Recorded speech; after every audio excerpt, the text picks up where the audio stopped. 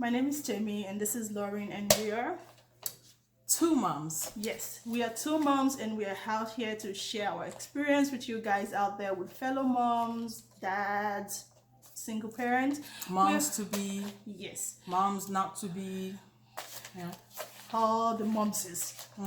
So we're here to share our experience and also to discuss with you guys what parenting is like, or what do you think? Well, for us, just I guess our own personal take on how it is, given the times that we grew up, how we grew up, like, the way our parents raised us versus the kids that we have now, and how we're trying to raise them, trying to use, the old principles from our parents, but clearly it's not working. So yeah, so we're just sharing a few of our experiences with you guys, and hoping it gets to someone that probably needs it. Like, we're all still learning, in this mom's world. True. And yeah, so if you guys have unique experiences or you share similar experiences with us, just feel free to drop them in the comments below. Yeah, we want your feedback. So today we just want to talk about what it takes, to deal with these kids of this era. Like, I think it's way different from our era compared to the kids now. Very. I would say it's very, very different. Like, I can't even say some things are different. I would say like almost everything that's different, right? So for me personally, I have three kids, and you would think, after the third one, it should be a breeze right now, but trust me, it's not. It's a new learning experience. I have a 14, soon to be 15-year-old, and trust me, it's not the same as when we were 14. True. Or when we were 15. The kind of responsibilities we had, the task, that we were given, and like how we would actually go about to fulfill this task. Let's just say at our own times, when we're in that age group, we take initiative. Like, Yeah. we used to take initiative a lot. Yes, Like, yes. we didn't have to wait. Like, we already knew the procedure. Okay, mom is gonna be. I mean, why not do it at the exact same time that they want us to? But then they're not home. Maybe they're at work. Both our parents are at work or something, right? But it's almost like the whole neighborhood. It seems so coordinated to Yeah, some and, extent. and we have a kind of unique way of working our ways round, round everything. Because mom's going to be home by 5. Yes. Even if you have to play with your friend, like Until 2 streets 4, away. 4:30. Yeah. We know that, okay, for sure, before mom comes home or before dad gets home, we have chores to do. So boom, we're gonna get everything done. And so like I feel, or probably I'll say, do you think the environment is part of what is affecting our kids, or is there like something else? Because I personally feel like the environment we're here, right now, like we're here in Canada, it's different from, because We're hi, Nigerians. I'm Nigerian. I don't know about her. Where are you from? The other is the other planet. Oh, okay. Anyway, right? Yeah, growing up in Nigeria is totally different. So I do understand what you're saying. The environment is different, but as much as yes, that is 100% true. But I would say there are like certain factors in that environment that makes it different, because there are some kids that, like, I see them and they seem so disciplined, so well mannered. I mean, we're not here to like say bash our kids, to say, oh, our kids are bad or anything. Trust me, they're not bad. We have seen what bad kids are. Yes, we right. have. Ours are not close to being bad, but we're just saying that, like, every child, we understand that every child is unique. Every child grows at a different pace, level of understanding, the way they assimilate things. Everything is different. We get that and we respect that. But just to say, like, just generally speaking, like, like, obviously these kids, they don't know what it is to live without water, to walk miles and miles away to go and fetch water, or be it even your neighbor's house where you have to go fetch water from a well or a tap or wherever you're fetching the water from. But, when there is no lights, when NEPA takes lights, Ninja people, when NEPA takes light, but like all those little basic amenities, I feel like the kids here have it, so they don't understand what it is to work for something. True. All right. Adding to what she said, it's very true, because I feel like we growing up back home in Nigeria, we get to, like, do some things, like, because like they said, the saying goes that it takes the village yeah. to raise a child. So that kind of positively, even though there's some negative sides to it. There are some street aunties that we just want to like stone. Like I personally, I want to just hide in a corner and just throw stone at them. Because some of the things we feel like they did to us back then, it's like, oh my God, what's your business? Yeah. But today we're kind of thankful that personally I'm thankful that I had those experiences. Otherwise what? Nothing. Madness in progress. Anyways, like from what she's saying, like being like a village or the community raises a kid for you. In the essence that like even if your folks are not home or if your folks are home, they send you on an errand and then you decide that you want to branch to Lagbaja's house, right? At least like your neighbor, not even your neighbor, even a stranger will see you outside. A total stranger will see you on the street as a kid doing things that you shouldn't be doing, and trust me, they'll factory reset you, right? Like her, she was like imagine, okay, the likes of her, she was sent on an errand to go buy something. She decides that no, she sees these other kids minding their business, playing ball, and she decides that she's gonna drop what they asked her to go buy and then join these kids to play. So imagine when somebody in a different street that knows the face and like, how did this child get here? Is she missing? And then they came and help her reset our goal. You can't really see our goal from this view. So those little things, yes, as a child, you feel like, why is this person evil? But like they say, they how do they say it in Yoruba? Something they teach you eko, you did not gbeko. Oh, leko. No. Something about omotio gbeko. It's like some. Omotio gbeko. Ile Latin call one, something like that. But no, there's another one like if your parents train you and you refuse to take the home training, it's from outside that they will beat you. Similar to what I just said. Whatever, Yoruba is not my first language. Carry on. You know what? We are talking about kids. I don't know how she just dragged me and forced me into a storyline. We are children of God. We are all kids. Sorry. Anyways, that is some things that's part of the things that we feel like it's challenging, raising kids in this environment. And another thing that I would want us to talk about is the kids here. They kind of challenge authorities. Like you give instruction, it's not like they're being rude, but they just want to know why. Like why? I don't understand. Sometimes it gets on my nerve. It makes me like very, very like mad, and I'm like, I wish I can just And it's not even a case of curiosity kills the cat, because nothing is killing these kids. There's no answer you give them. Why? I remember then you ask your parents why. Why has two branches and one tail? Or you say why, they'll tell you Z. Yes. Yeah, Z. You now realize that by the time they say Z, you now realize that Z, there's another thing after the Z, because they will add question mark to that Z. It doesn't matter what you say. Why this? Oh, why is the sky blue? Because it's blue. But why is it blue? Because. Oh, do you know sometimes you tell them, okay, I want you to do certain thing, and like, oh, but mom, why do I have to do it? Can you do that to your parent growing up? Like give you instruction and you have. I don't even know how I'm gonna even say the why. It's just that let's not even say the beating. They had the look. Yes, that like just the look that killer look.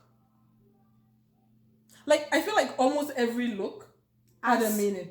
True. Like had its own meaning. Like they'll look at you somehow, you will stand straight. They'll look at you a certain way, you will sit down. They'll look at you a certain way, you will straighten up. They'll look at you one way, you'll be like. But here, I remember one time my kid did something and I gave him the look, like, are you serious kind of look? I'm and sure he looked at me like, what do you mean? Something in your eye? Are you okay? Yeah, so that is part of what we think it's kind of funny and quite can be challenging, how these kids kind of question like your authority or your instruction. They question everything, and we during our era growing up, we couldn't do that. We dare not do that. We dare not. We're like, we're done. It's not like we didn't have questions. Oh boy, we had questions, but it's that thing where, I mean, yes, if it's something academic, yes, I see where Niger parents, anything to do with academics, yes, they have time for you. They will ask you ask questions. They will answer. They will even buy you candy. But no, not we didn't like candy. No. They'll buy you sweets. I didn't quickly. You buy. They'll buy you sweets. They will buy you sweet or choco Milo, whatever it is that you wanted, right? But like these days, like the questions that these kids have for us, it's nothing intellectual, nothing academical. Well, I shouldn't say it's not intellectual. It is right? intellectual. But I just say it's never anything. It's unending. It is unending. So we want you guys to give us your feedback. We want to know what you guys do. You guys have the same experience? If you have some weird, bizarre questions that your kids have asked you, please share with us. Yes, we would like to talk about our kids as well, like crazy questions that they've asked, and we like wonder like, how did you even come up with this question? Yeah. And we kind of like, it's sometimes hard to like unravel like our head, like, you know, around this question. Yeah, because once they throw the questions at you, it's like that, I never expected this moment. So instead of you to even give them the answer, you're trying to even understand where the question came from and how best to explain it to them, because you don't want to use, if you go and make mistake and put one English in your answer, they will not ask you what's the meaning of that English. Then you start looking for ways to like, you know, break it down to their own level of understanding, which sometimes is just very hard, because growing up, you ask your parents a question, the English that will be inside that question, you yourself, you forget the question you came for, you be like, So another thing that I think you know, with kids here, do we think kids of nowadays, not just kids in the Western world, do we think kids of nowadays, they have this lack of understanding, like of, you know, like when you know, especially with, you know, you just like with the looks, like we're growing up, there are some looks that our parents give to us, you know, we go visiting that auntie that, you know, that, and they ask you if you are hungry, and even if you are, you dare, you know, there's this, thank you, we ate before, in fact we ate on our way, meanwhile you haven't eaten. So do we think kids of nowadays, they don't have that understanding, or is it we the parent that we are not like, you know, putting these kids in line, we're not letting them understand this sign languages that they're starting to look for, like shut up, they're starting to look for like be quiet, sit down, like is it a fault on our part, or is it just these kids that choose not to? I can't even say, because there's no fault us, and I can't fault the kids. Yeah, so with the lack of understanding, like it's just see, for me personally, I feel like they choose not to understand certain things. So I don't know. Yeah, so like your husband said when he was like, oh, that he feels like there's something either in the water or in the immunization that they get here that kind of just, I don't even know what the word is. Like, for example, okay, read a book at 5:00 today, and then you also tell them the same thing. Oh, maybe in fact on the 28th of February next year, I'm gonna take you to the park. Oh, the book that they're supposed to read at 5:00, they don't remember it. That's a goner. But let the 20, oh Jesus is Lord, they will remember. Anything that is not related to learning, or I shouldn't even say learn. They would just rather play video games or like watch. Yes, somebody might say, oh yeah, the parents are the ones enabling them. To be realistic, you don't expect a child to be reading from now to tomorrow. And there are some kids that they can read from now to tomorrow. Ask them 1 + 1. They don't know. Right? So I understand the level of understanding or the way everybody takes things, and it's different. But I just feel like kids these days, they're just not interested. Everything is just fast for them. And I also feel like they want to do things at their own pace.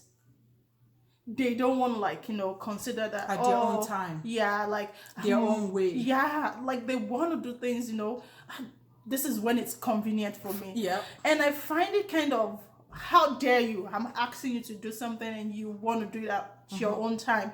So like, so all these things, I just, you know what, I don't get it sometimes. It is frustrating. And this is part of our worry as parents, as moms, that are there other parents also experiencing these stuffs out there, or are we just the one, or is it like we're just living in our own Little cocoon bubble and or we whatever. can't, we can't figure it out? And we want other parents watching this to just share with us what they think. We would like to see your feedback in the comment section, and whatever, or things that you have to like share. We're all gonna learn from each Yeah. other, and we can never finish learning. In one day. Like I said, I have 3 kids. You would think after the 3, I would be a pro at this. There are times where like I'm talking to the kids and I'm just like, and I'll call her. I'll be like, okay, this is what happened. And then sometimes she will call me to tell me. Sometimes she'll be telling me something, telling me the same story, and I'm just like, it's like I don't have the best response for her because I'm like, I'm also in the same.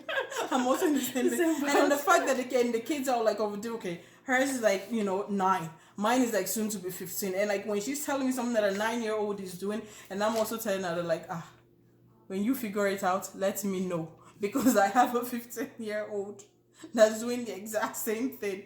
How so we're not trying to put any mom down, because we ourselves were thinking, what are we doing wrong, right? So hey, if you have great ideas for us, please let us know.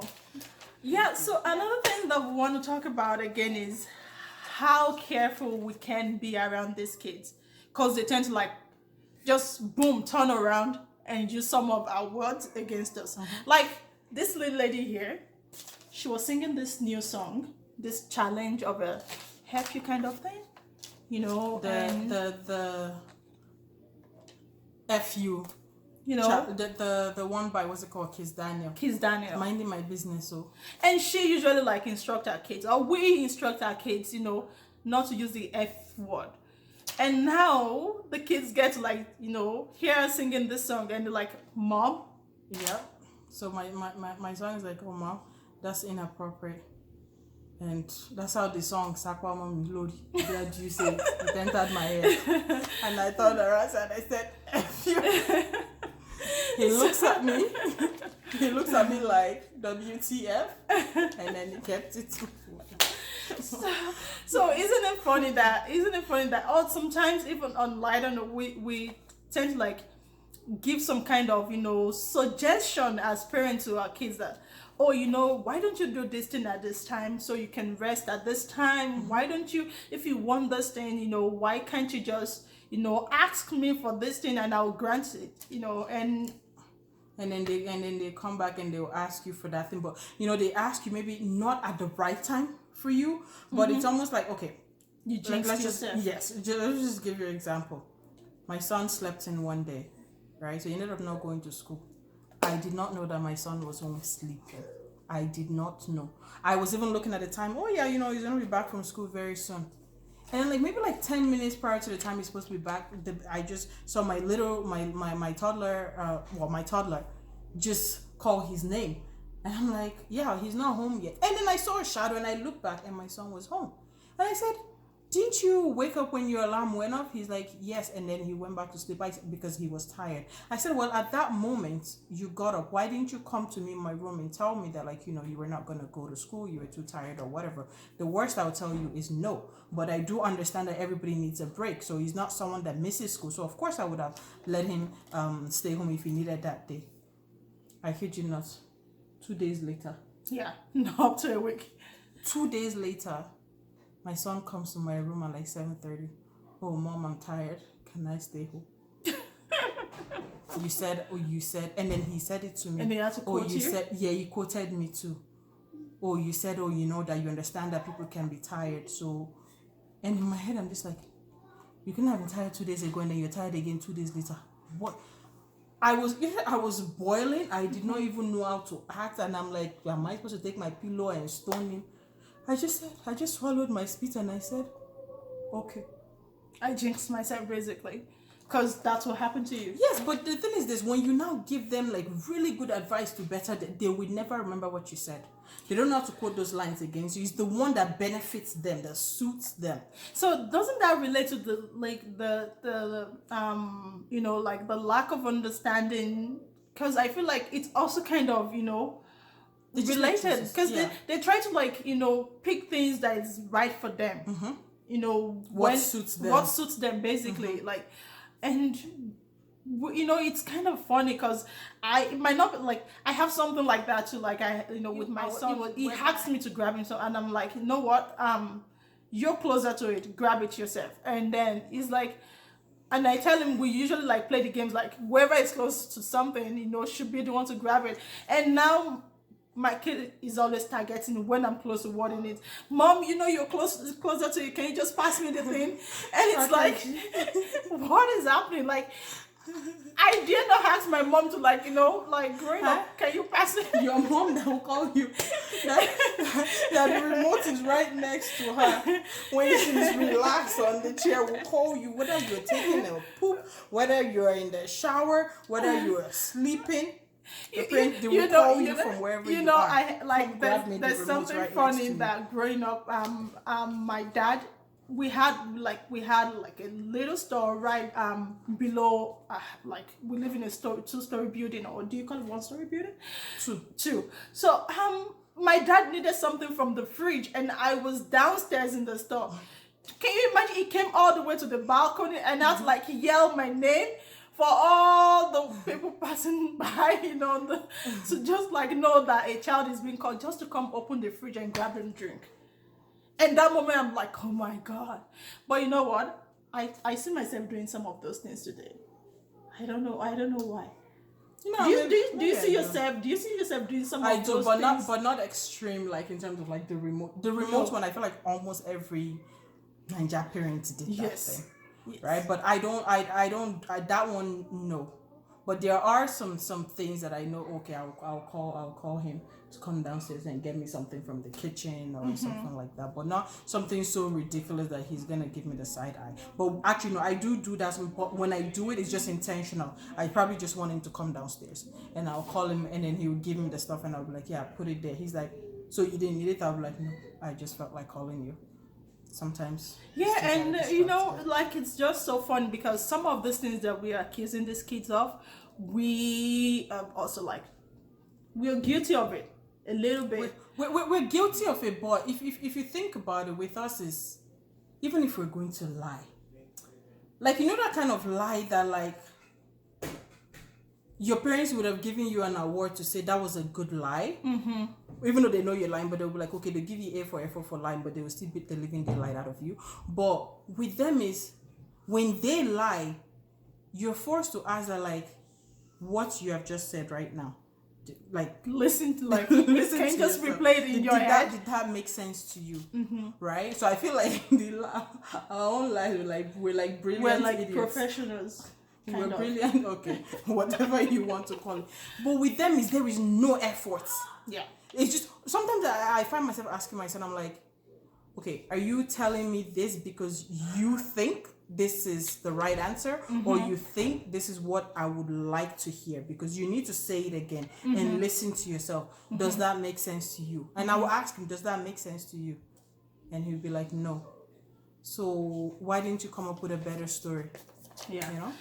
So, and these are part of the experiences we're out, we're trying to share with other parents out there, not we just don't have moms. solutions. We don't have solutions. So we want you guys to give us your reply. Let's share experience. Tell us some of those things that you find like bizarre, it's kind of worrisome, and or some funny things, some funny questions, some funny things that you think your kids have done, and you just find yourself in the hall and you don't know what to do. So please let us know in the comment section, and we'll be waiting for your reply. And until you see these beautiful faces again, yes, and always remember, there are two moms out there trying to make your day a better one. Thank you, and bye-bye.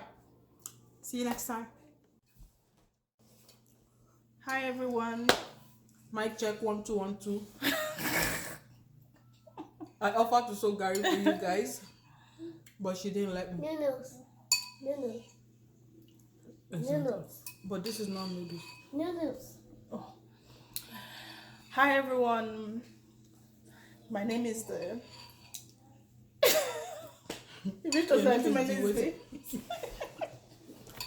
Okay, my name is Temi, and this is Lauren, and we are both. I think I don't know my name. Seriously, which kind of thing be this one? No, she dey talk. So go upstairs. You know? Okay.